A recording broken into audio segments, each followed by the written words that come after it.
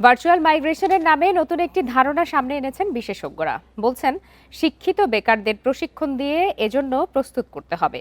এটি করতে পারলে বিদেশে গিয়ে অড জব করার প্রবণতা কমবে, সুযোগ বাড়বে দেশে বসেই বিদেশ থেকে আয় করার। একই সাথে অবৈধ ও অদক্ষ অভিবাসন ঠেকানো যাবে। এ বিষয়ে কথা বলতে এই মুহূর্তে রাজধানীর বসুন্ধরা এলাকা থেকে আমাদের সঙ্গে যোগ দিয়েছেন অভিবাসন বিশেষজ্ঞ মোহাম্মদ জালাল উদ্দিন শিকদার। মোহাম্মদ জালাল উদ্দিন শিকদার, আপনাকে স্বাগত জানাচ্ছি ইন্ডিপেন্ডেন্ট টেলিভিশনে। আপনার কাছে এই ডিজিটাল মাইগ্রেশনের বিষয়ে একটু জানতে চাই, এটি কি আসলে আউটসোর্সিং বা ফ্রিল্যান্সিং এরই একটি বড় পরিসর কিনা? না, দেখুন, আউটসোর্সিং আর ফ্রিল্যান্সার বুঝতে হবে। আউটসোর্সিং এ যে কাজটা হয় সেটা হচ্ছে অল্প সময়ের জন্য একটা ব্যক্তি তাকে হয়তোবা কোম্পানির সাথে কন্ট্যাক্ট করে অথবা আপনার কাজটা নিয়ে আসতে হয়, অথবা 3 দিন 4 দিন, 3 মাস 4 মাস। আর আউটসোর্সিং হচ্ছে এখানে একটা মিডল ম্যান থাকে, কোন একটা কোম্পানি থেকে কাজ করতে আপনি কন্ট্যাক্ট করে নিয়ে আসলেন। 200-র বেশি সার্ভিস ও ফিচারে লেনদেনের সব বিকাশ অ্যাপে সম্ভব। জি। কিন্তু ভার্চুয়াল মাইগ্রেশনের কনসেপ্ট হচ্ছে এটা হচ্ছে একটা এটা কিন্তু বিভিন্ন দেশে আছে, এটা কিন্তু নতুন কনসেপ্ট না। আপনি 4টা দেশে আমি উদাহরণ দিতে পারবো যে তারা এটাকে অ্যাপ্লাই করেছে, বিশেষ করে ফিলিপাইন। বাংলাদেশের জন্য নতুন ধারণা বলা হচ্ছে। বাংলাদেশের জন্য নতুন ধারণা, এটা ফিলিপাইন করেছে, ইন্ডিয়া করেছে, আপনার ইউক্রেন করেছে। এখন তাদের কথা তো হচ্ছে যে এটা হচ্ছে একটা একটা ফর্মাল জবের মতো। আপনার কোভিড হওয়ার পরে হোম বেস যে ওয়ার্কটা তৈরি করেছিল আপনার ইউরোপ বেস, আমেরিকা বেস, এইটাকে একটা ফর্মাল প্রসেস। এখন এটাকে আমাকে চিন্তা করতে হবে যে এটা ভার্চুয়ালি কনটেক্সটে করা যায় কিনা। মানে ফ্রিল্যান্সে যে কন্ট্রাক্ট গুলো থাকে এটা হচ্ছে অল্প সময়, আউটসোর্সিং এটা অল্প সময়, কিন্তু ভার্চুয়াল মাইগ্রেশন সে একটা কোম্পানির পক্ষ হয়ে এখান থেকে বসেই সে কাজটা করতে পারে।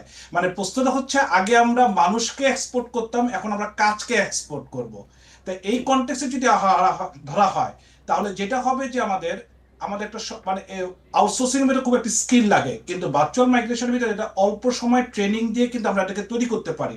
ডিজিটাল ট্রেনিং বলেন, লিটারেসি ট্রেনিং বলেন, তারপর হচ্ছে আপনার ইংলিশ ট্রেনিং বলেন, যেগুলো মাধ্যমে তারা কাজগুলো করতে পারে। যেমন ফিলিপিনিরা তারা কি করতেছে, তারা গ্রামে বসে মহিলারা আপনার বিভিন্ন কোম্পানির চুক্তিবদ্ধ হয়ে তারা ইমেল চেকিং, লাইভ চ্যাটিং, এগুলো সার্ভিসগুলো তারা দিচ্ছে। তারা বসে বসে আলিবাবার সার্ভিসগুলো, যেগুলো বড় বড় যেগুলো আছে, কাস্টমারদের কোশ্চেন আছে, সেই কোশ্চেন তারা লাইভ চ্যাটের মাধ্যমে অ্যান্সার সেক্ষেত্রে দিচ্ছে। তো এই চিন্তা যদি বাংলাদেশের ক্ষেত্রে করা হয়, স্বল্প শিক্ষিত তো কিছুটা হলেও হতে হবে, কিন্তু দেখা মানে যায় যে এটা বাংলাদেশ থেকে খুবই একেবারে শিক্ষা দীক্ষায় পিছিয়ে থাকা অদক্ষ শ্রমিকরাই বিদেশে যেতে বেশি উন্মুখ হয়ে থাকেন।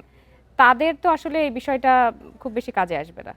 না, এইটাকে আপনাকে প্রথমে একটা এক্সপেরিমেন্টের মাধ্যমে এটাকে করতে হবে। এক্সপেরিমেন্ট এটা হচ্ছে যে আমাদের যারা শিক্ষিত ছেলে মেয়েগুলো যারা পড়াশোনা করছে, তাই না, তাদেরকে এই জিনিসটাকে বেশি আগ্রহ করতে হবে। কারণ এই জিনিসটা যেহেতু বাংলাদেশের নতুন, এটাকে মানুষের মনোজগতে যেহেতু ভাবে আমি ফিজিক্যালি ভাবে আমাকে বিদেশ যেতে হবে, এটাকে আমাকে বের করে নিয়ে আসতে হবে। এটা একটা প্রজেক্ট হলো, এটা বের করবেন কিভাবে? ভার্চুয়াল মাইগ্রেশন কনসেপ্টটাকে আপনাকে অ্যাকনলেজমেন্ট, রিকগনিশন দিতে হবে, স্বীকৃতি দিতে হবে। এবং এখানে ভিতরে যে প্রবলেমটা হবে, যে ব্যক্তি যে কাজটা করবে তার যে টাকা আসবে রেমিটেন্সটা, সেটা সিস্টেমটা কিভাবে হবে? সেটা পেপলের মাধ্যমে, এগুলো যদি অফিস যদি আমি না করতে পারি তাহলে সেটা টাকা আনতে পারবে না।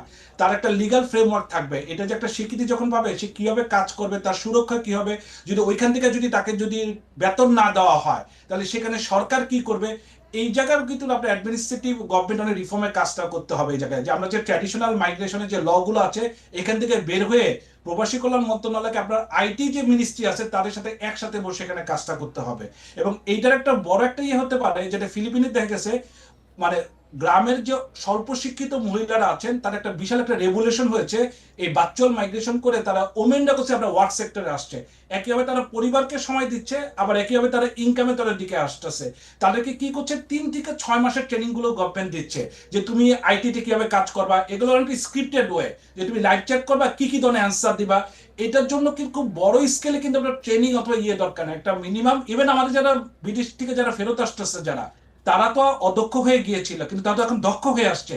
তাদেরকে যদি আমরা 3 মাস ট্রেনিংটা দেই যে কিভাবে কাজ করা হয়, তারা তো বিদেশি কালচারটা সেক্ষেত্রে জানে। কারা এই প্রক্রিয়ায় যাবেন, অর্থাৎ সর্বসাধারণকে আকৃষ্ট করার জন্য কোনো ধরনের প্রচার বা প্রচারণার দরকার আছে কিনা?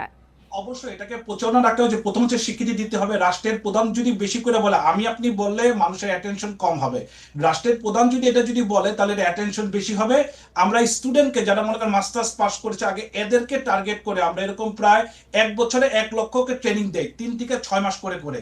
তাহলে এটাকে শুরু করে দেখি যে এটা সিচুয়েশনটা কিরকম। যেহেতু এটা আপনার ইউক্রেনে, আপনি জানেন যে আইটি সেক্টর তার অনেক সফটওয়্যার, সারা ওয়ার্ল্ডের সফটওয়্যার বড় বড় ডেভেলপ করে ইউক্রেনে।